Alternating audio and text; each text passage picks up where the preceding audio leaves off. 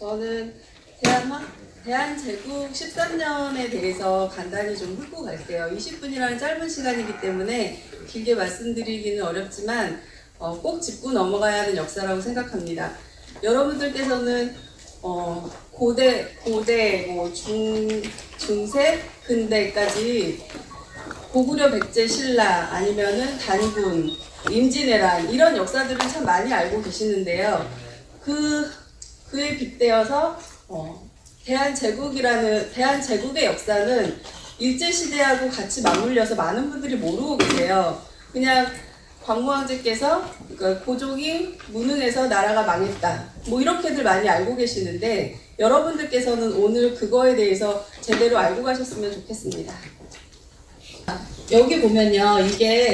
이 사진이 언제적 사진이냐면요. 광무 황제께서 아관파천 하시기 전의 사진이에요.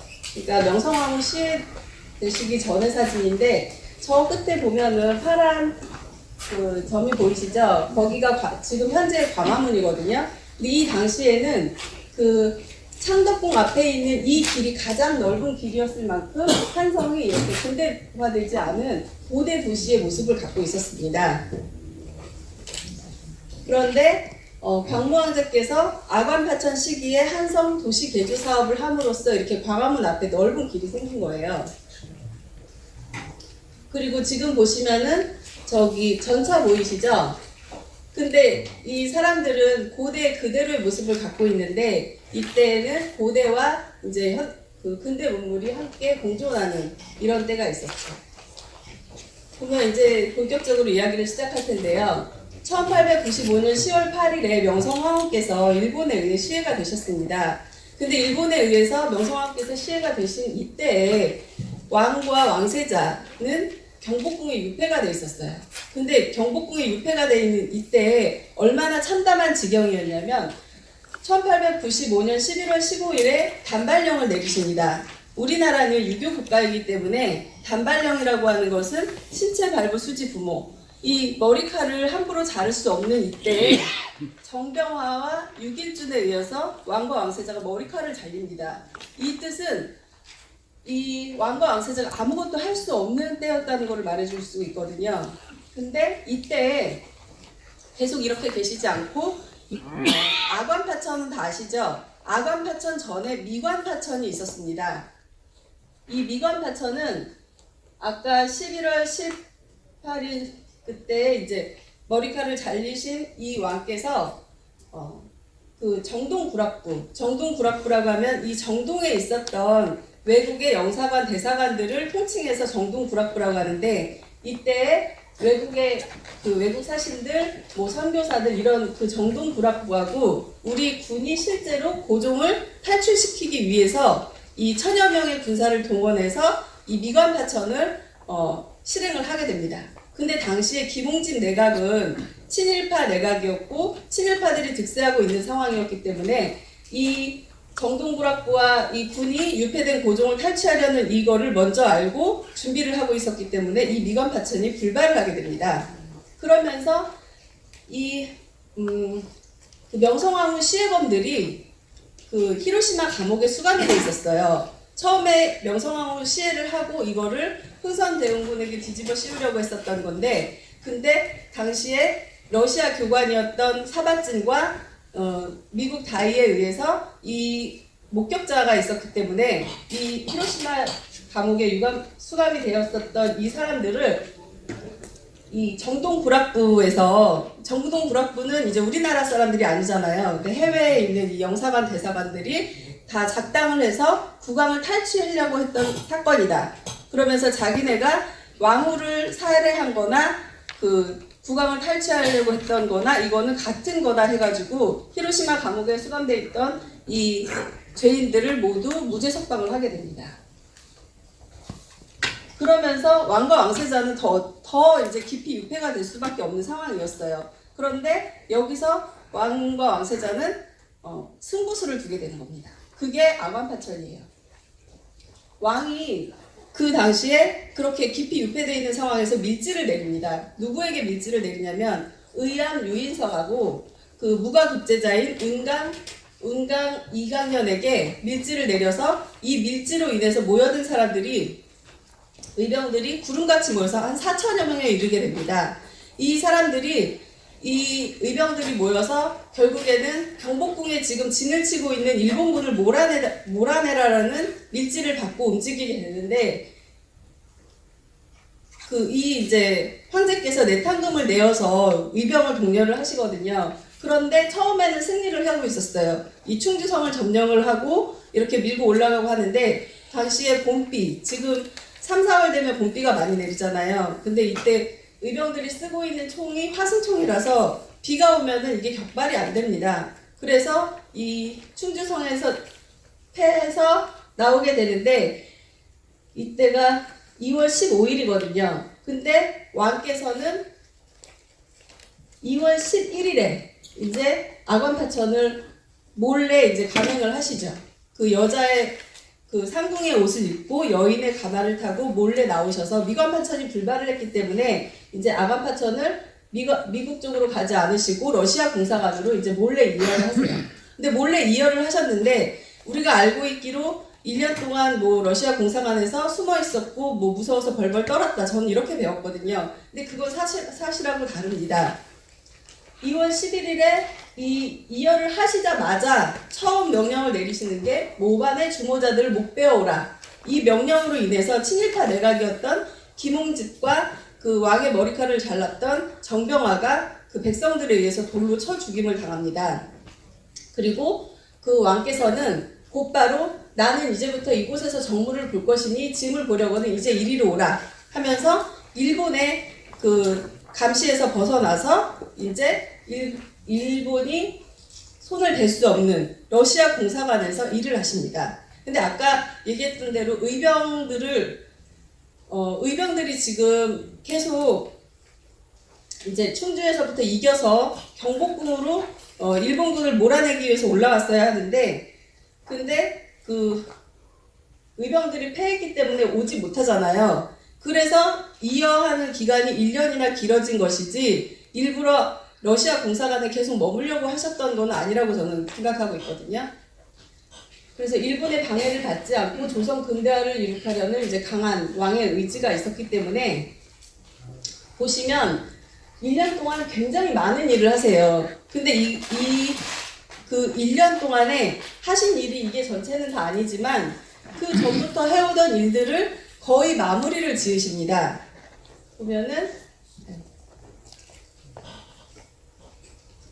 전국의 전신선을 개통하고 이거는 그 전부터 했었던 일이고요. 대량 전기시설을 들여와서 그 전기시설은 혹시 건천궁에서 그 전구를 밝혔다는 그 내용 아시잖아요.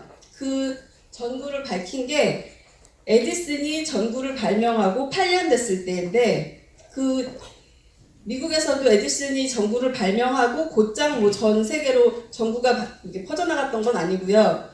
그로부터 6년 후에 대량 전기시설, 그러니까 전기회사를 설립을 하고 했을 때 전기회사를 설립한 이후 우리나라에 들어온 거는 만 2년밖에 되지 않습니다. 그때 이제 발빠르게 전기를 들여왔고요. 이는 일본보다도 우리가 2년이나 빨리 들어온 겁니다. 그리고 경찰제도가 그 전에는 포도청이었어요. 그랬는데 이때 그 경부청을 창설을 해서 경찰제도를 다 바꾸시고 그리고 영국에서 해군 제독을 들여와서 해군을 양성하시고 근대 소방 시스템을 도입하시고 또 전 국민 평등법을 제정하십니다. 그리고 서양 의학을 도입해서 광해원, 제중원을 설립하시고 이때 도시개조 사업을 착수를 해서 아까 보신 것처럼 넓은 대로를 만드시고 공원을 만드시고 이제 지금의 도로, 그 방사상 도로죠. 그 도로를 다 이때 만드십니다. 근데 이 도로 한 성을 근대화 도시로 탈바꿈시키는 데에는 단 2년밖에 걸리지를 않았어요. 근데 그거는 지금 같으면은 아마 물자도 풍부하고 기술도 풍부하니까 2년이면은 충분한 시간이라고 생각하지만 당시로 돌아갔을 때에는 물자도 없고 인력도 없는 상태에서 2년밖에 걸리지 않았다는 거는 왕의 의지가 그만큼 확고했다는 걸 알 수가 있는 거죠. 그리고 철도 규칙 6개조를 해서 한성의 도로폭을 개정하는 건 이런 것들을 다 하시고 제일 중요한 거는 국민교육인데요. 조선 역사상, 이 한반도 역사상 처음으로 국민교육을 말씀하신 분이 광무 황제씨입니다. 그러면서 교육받은 백성들이 많아질수록 외세에 대해 우리나라가 대항할 힘이 생겨나는 것이다 하면서 독립신문을 발간을 하세요. 근데 독립신문 발간 일자가 4월 7일인데 황제께서 2월 11일 날 아까 이열을 하셨잖아요. 근데 3월 달에 서재필을 임명을 하셔서 단 이렇게 짧은 시간 내에 4,300원이라는 거금을 들여서 독립신문을 발간하셔서 국민 계몽에 이제 국민이 계몽할 수 있도록 하시는 거죠. 그렇게 해서 탄생한 국가가 대한제국입니다. 왕께서 이해하셨던 기간이 96년 2월부터 97년 2월까지 1년 정도 되는데요. 그 해에 이제 10월 12일 날 대한제국을 선포를 하십니다. 이때에는 근대 국가에 대한 초석을 이미 다 놓으시고 그 이름만 대한제국으로 바꾸시는 게 아니라 이미 근대 국가를 만들어 놓고 대한제국을 선포하셨다는 게 가장 중요합니다. 짐의 백성들에게 기필코 독립된 국가, 근대 국가를 위해서 세계 열방과 어깨를 나란히 하는 국가의 백성으로 살게 해주겠다. 어때요? 지금의 대한민국이죠. 이때 이미 꿈꿨던 나라를 그 계몽된 백성들이 지금 우리 후손들이 이루어 놓은 것입니다. 이게 독립문인데요. 그 청나라 사신들을 맞아들이던 영은문이 있던 자리에 백성들 스스로가 모금을 해서 이 독립문을 건립을 하게 됩니다. 이제 계몽된 국민, 그러니까 백성들이었기 때문에 이 백성들이 한 건데 보면은 여기에 오얏꽃 문양이 있어요. 지금 이 황실 문양, 오얏꽃 문양이 있는데 왜 이제 백성들이 스스로 모금을 한 이거에 오얏꽃 문양을 넣었냐면 이 독립문을 건립하는 데는 한 3,000원 정도가 들었거든요. 근데 그 모금액에 3분의 1에 달하는 1,000원을 융희 황제, 순종께서 하사를 하셨습니다. 그렇게 보면은 지금 여기 전차도 보이고 가로등도 보이고 전봇대도 보이고 이러잖아요. 이렇게 이제 신문물을 다 도입을 하셨고요. 전기도 일본보다 2년 먼저 왔고 그리고 전차도 일본 동경보다 3년 먼저 우리가 서울에서 이제 운행을 했습니다. 근데 여기 보면 한국철도 100년 해가지고 1899년 보이시죠? 이 숫자가 의미 있는 건 뭐냐면 일본이 철도를 놨다고 그렇게 우리가 모두 알고 있는데 1899년이면 일본의 방해 없이 광무 황제께서 근대 문물을 도입을 하셨던 시기입니다. 그래서 일본이 철도를 놨다는 말은 이제 맞지가 않고 일본이 러일 전쟁을 하면서 이제 그 철도가 필요했기 때문에 자기네가 빨리 이제 완공을 시킨 거죠. 여기 동대문인데요. 여기도 보면 전차 다니는 길이 있고 전봇대와 가로등이 놓여 있습니다.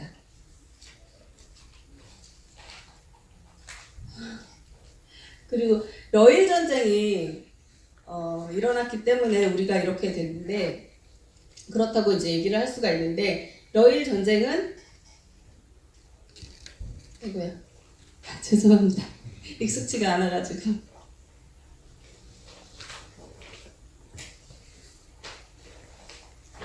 러일 전쟁이 1904년 2월부터 1905년 8월까지 있었는데요.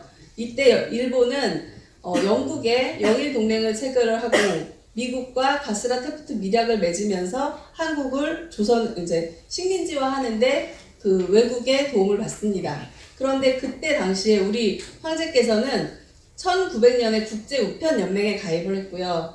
그리고 1902년 1월 16일 영세 중립국 선포를 했어요. 그리고 보면 1903년 1월 적십자에 정식 가입을 하고 1904년 만국 평화의 정식 가입국입니다. 근데 이렇게 발빠르게 노력을 하셨는데요. 여기서 또 한 가지 짚고 넘어가고 싶은 이야기는 이때 그 만국 평화의 가입국이 44개국이었어요. 1907년에 이제 헤이그 밀사를 보내게 될 때 그러면 국제우편연맹, 적십자, 만국 평화의 이거를 보면은 알 수 있듯이 우리 대한제국은 국제사회에 당당히 편입되어 있었던 한 국가였습니다. 그런 일본이 그 러일 전쟁을 할 때요, 무장한 군인이 일본에 50만 명 정도가 되거든요. 근데 그 45만 명 이상의 일본 군 중에 한성을 무장한 군이 5만 명이 지나갑니다. 그런 무력을 행사할 수 있는 그런 상태에서 전쟁이 나고 곧바로 2월 23일 한일 의정서를 체결을 합니다. 이 신하 이지용에 의해서 황제의 뜻과 다르게 한일 의정서를 체결을 하면서 그 내용은 군사상 필요한 지점을 자유롭게 점거할 수 있다. 이건 국토를 강제로 점령할 수 있는 길을 열었던 것이고요. 그리고 8월 22일 한일 2차 협약을 냈는데, 우리나라가 근대화되기 위해서 황제께서 수많은 일을 하시잖아요. 그런데 우리가 그 수많은 일을 할 수 있었던 거는 외국의 고문을 79명을 들여와서 그 외국의 최신 문물을 받고 그런 고문들로 인해서 그런 근대 문물을 이루어가고 있었거든요. 그랬는데 이 내용은 뭐냐면 한국의 재정, 외교의 실권을 박탈하는 내용인데, 외국인 고문을 쫓아낸 자리에 79명의 외국인 고문을 쫓아낸 자리에 일본인들로 다 채운 거예요. 그렇게 되면은 우리나라 내정을 간섭할 수 있는 이 실마리를 갖게 되는 거죠. 그러면서 우리나라에 어떤 일이 어떻게 일어나고 있는지를 한 손에 다 꿰듯이 볼 수가 있는 상태가 되는 거였고요. 그리고 이 의정서하고 위배되는 협약을 제3국과 맺을 수 없다라는 조약을 뒀기 때문에 사실상 우리는 다른 외국과 아무것도 할 수 없는 상태가 되는 거죠. 그리고 11월 17일에 황제의 제가 없이 을사늑약을 체결을 합니다. 그러면서 황제께서는 밀지를 내려요. 다시. 그러면서 이거에 대해서 바로잡으려고 굉장히 노력을 하세요. 밀지를 내리고 해외에 밀서를 보내고 하는 등 굉장히 노력을 하셨고요. 이 조약에 대해서 백성들이 들고 일어났고, 조약 체결 반대,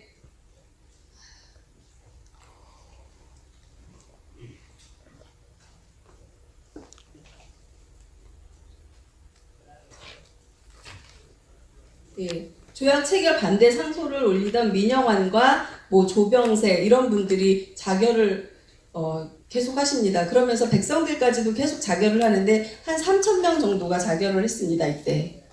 그러면서 국가에 대한 이 위기 상황에 모두가 다 동참하고 있는 상황이었고요. 을사오적에 대해서는 백성들이 분노하고 있었기 때문에 이근택과 이완용을 칼로 이제 찌르고, 근데 죽음에 이르지까지는 않았는데, 그때 이제 다시 의병이 일어났고, 이 의병들을 계속 황제께서 독려하면서 독립군이 이제 나오게 되는 거죠. 그러면서 이 고립무원에 처한 황제께서는 그 현재 대한민국의 상황을 기술하셔서 이제 칙서를 해외에 보내고 하면서 노력을 하세요. 그랬는데 그 노력의 일환으로 헤이그 밀사는 다 들어보셨죠? 이 헤이그 밀사가 원래는 이 회의가 1906년에 2차 회의가 열리기로 돼 있었는데 일본이 전체 참여국들을 다 설득을 합니다. 그래서 1년 연기를 시켜요. 그래서 1907년 6월에 2차 회의가 돼 있는데 일본이 이렇게 발빠르게 움직이면서 우리를 참여시키지 않죠. 그래서 헤이그에 밀사를 보냈지만 회의에 참석을 하지 못합니다. 근데 이거를 일본이 그 내용을 알고서 어떻게 하냐면 황제가 이제 협약을 맺은 거에 대해서 어겼다 해가지고 황제를 강제로 퇴위를 시켜요. 근데 얼마나 기만적으로 퇴위를 시키냐면 그 황제 옆에 있는 내관에게 황제 옷과 황태자의 옷을 입혀서 가짜로 양위식을 치러서 전 세계에 황제가 양위를 했다라고 선포를 합니다. 그러면서 황제의 제가 없이 강제로 퇴위를 시키고 그 이후에 곧바로 그 대한제국의 군대를 해산을 시킵니다. 황제와 황태자의 제가 없이 군대가 해산이 되는데요. 대한제국 군대가 당시에 시위대가 22,000명이 있었고 탄약이 10만 발이 있었는데 러일 전쟁을 치르면서 계엄령을 선포해서 우리나라 군대를 꼼짝 못하게 만든 상황이었거든요. 그랬는데 대한제국 군대가 해산이 되면서 지금 보시면은 최신식 군대예요. 이 군대를 움직이지 못하게 하면서 그 군대를 7월 달에 가짜 양의식을 치르면서 이 황제와 황태자가 아무 일도 하지 않는 그 틈을 타가지고 8월 1일에 강제로 군대 해산을 하는데 어떻게 하냐면 맨손 훈련을 하겠다. 그러면서 무기를 가져오지 않게 하는 상황에서 공로금을 지급하겠다 하고서는 양의서를 읽고 그 군단 해산서를 읽고 바로 해산식을 해요. 근데 이때 1대대 박승환은 이미 이런 사실을 알고 있었어요. 그래서 병사들에게 싸움을 하게 할 요량으로 병사들 앞에서 자결을 합니다. 너희들은 싸워라. 그렇게 자결을 했기 때문에 그때 그 병사들이 피를 토하는 심정으로 이 남대문에서 전투를 벌여요. 근데 이때 보면은 사망자가 78명, 부상자가 100명, 포로가 500명 이상이 나는데 이때 일본은 다 준비를 하고 있었어요. 그런 상황에서 3시간 동안 치열하게 싸워서 결국에는 우리가 탄약이 떨어져서 지게 되죠. 이러면서 이제 여기서 저는 오늘 이 강의는 끝내겠는데요. 사실 자세한 내용은 이 책에 지금 다 들어가 있어요. 근데 이 책을 제가 다 드릴 수는 없고 2권은 제가 이제 드리도록 하겠는데요. 보면은 네이버에 EJ.com 한글로 치거나 아니면 영문으로 EJ.com을 치면은 여기에 들어가면은 핸드폰으로 요새 책 많이 보시잖아요. 글씨도 크게 돼 있으니까 읽기 편하니까 한번 읽어보셨으면 좋겠습니다. 그리고 주변에 학생들 있으면 이런 내용을 자세히 알았으면 좋겠으니까 학생들이나 주변에 이런 내용을 좀 알려주세요. 네, 감사합니다.